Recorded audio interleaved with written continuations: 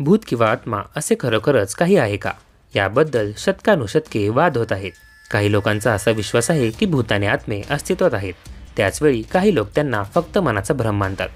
Social मीडियावर असाच एक व्हिडिओ समोर येत आहे. हा व्हिडिओ अर्जेंटिनातील एका हॉस्पिटलमध्ये आहे. हॉस्पिटलमध्ये एक सुरक्षा रक्षक न दिसणाऱ्या व्यक्तीशी बोलताना दिसत आहे.